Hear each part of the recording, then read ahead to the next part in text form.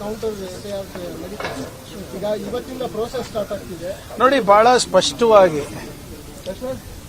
ಕ್ಯಾಬಿನೆಟ್ನ ನಿರ್ಧಾರವನ್ನ ನಾವು chief election commission ಅವರಿಗೆ ತಿಳಿಸಿದೀವಿ. ಸೌಜನ್ಯತೆಗಾನ ಅವರು ಉತ್ತರ ಕೊಡಬೇಕಾಗಿತ್ತು.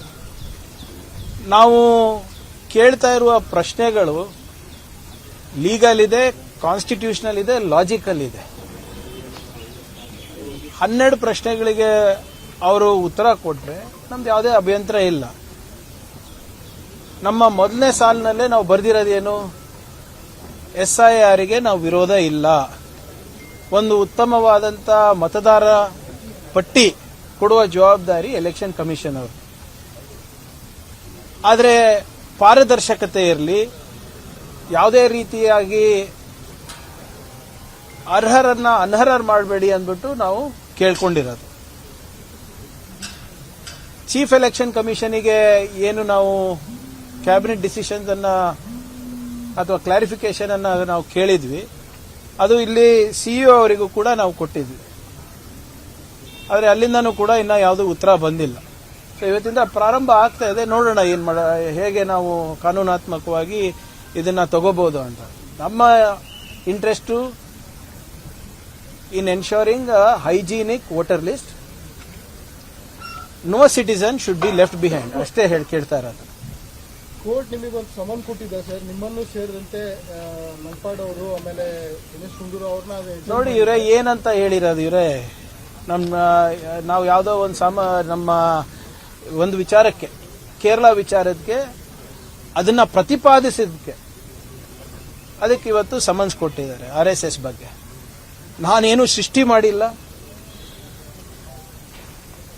ಸಾಮಾನ್ಯ ಜನರ ಮಾಹಿತಿ ಏನಿದೆ ಅದನ್ನೇ ಪುನರುಚ್ಚರಿಸಿದೆ.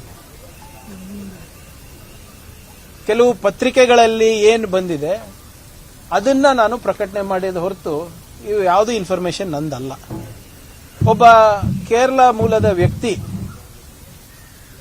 RSS ಶಾಖಾನಲ್ಲಿ ಅತ್ಯಾಚಾರಕ್ಕೆ ಒಳಗಾಗಿದ್ದಾನೆ ಅಂತ ಹೇಳಿ ಸ್ಯೂಸೈಡ್ ನೋಟಲ್ಲಿ ಬರೆದು ಸ್ಯೂಸೈಡ್ ಮಾಡ್ಕೋತಾನೆ ಅಂದ್ರೆ ಅದು ಎಲ್ಲ ಇದರಲ್ಲೂ ರಿಪೋರ್ಟ್ ಆಯಿತು ಮಾಧ್ಯಮದಲ್ಲಿ. ಅದನ್ನ ನಾನು ಉಲ್ಲೇಖಿಸಿದೆ ಹೊರತು ಅದು ಯಾವುದು ನಂದು ಸೃಷ್ಟಿ ಎಲ್ಲ ಇದೇನು. ಆಮೇಲೆ ಇದೇನು ಹೊಸದು ಅಲ್ಲ. ನಿಮ್ಗೆ ನೆನಪಿದ್ರೆ ಬಿಜೆಪಿ ಅವ್ರು ಏನ್ ಮಾಡ್ತಾರೆ ಅಂದ್ರೆ ಅವ್ರಿಗೆ ಯಾವಾಗ ಉತ್ತರ ಕೊಡಕ್ಕಾಗಲ್ಲ, ಹಿಂಗೆ ಸಂಸ್ಥೆಗಳ ಮುಖಾಂತರ ಅಥವಾ ಅವರ ಏನು ಕೆಲವು ಜನ ಆಳ್ಮಕ್ಳು ಇಟ್ಟಿದ್ದಾರೆ ಬರೀ ಹೆದರ್ಸಕ್ಕೆ ಬೆದರ್ಸಕ್ಕೆ. ಹೋದ ಬಾರಿ ನಿಮ್ಗೆ ಗೊತ್ತಿದೆ ಯಾವ ರೀತಿ ನಮಗೆಲ್ಲ ಬೆದರಿಕೆಯನ್ನ ನೀಡಿದ್ರು ಅವರು. ಸೊ ಆದ್ರಿಂದ ಇದು ಯಾವುದು ಹೊಸದು ನನಗೂ ಅಲ್ಲ ಅವರಿಗೂ ಅಲ್ಲ. ಏನಿದ್ರು ನಾನು ಸಂವಿಧಾನವನ್ನ ಪಾಲನೆ ಮಾಡ್ತೀನಿ, ಕಾನೂನನ್ನ ಪಾಲನೆ ಮಾಡ್ತೀನಿ, ಕೋರ್ಟ್ ಆದೇಶ ಏನಿದೆ ಅದನ್ನ ಪಾಲನೆ ಮಾಡ್ತೀನಿ. ಆದರೆ ನಮ್ಮ ದೇಶದ ಕಾನೂನು ಮತ್ತೆ ಸಂವಿಧಾನ ಪಾಲನೆ ಮಾಡೋದು ನಂದು ಒಬ್ಬಂದೇ ಜವಾಬ್ದಾರಿನ ಏನು RSS ಕೂಡ? ಅವರಿಗೆ ಸಪರೇಟ್ ಕಾನೂನು ಇದೆಯಾ? ಅವರಿಗೆ ಸಪರೇಟ್ ಸಂವಿಧಾನ ಇದೆಯಾ? We will go. ಇದೇನು ಕರೆದಿದೆ ಕೋರ್ಟ್ ಸಮನ್ಸ್ ಕಟ್ಟಿದ್ವಿ, ಹೋಗ್ತೀವಿ. ಯಾವುದಕ್ಕೂ ನಾವು ಅಂಜವರಲ್ಲ, ಏನಿಲ್ಲ. When I have the constitution with me, I have nothing to fear.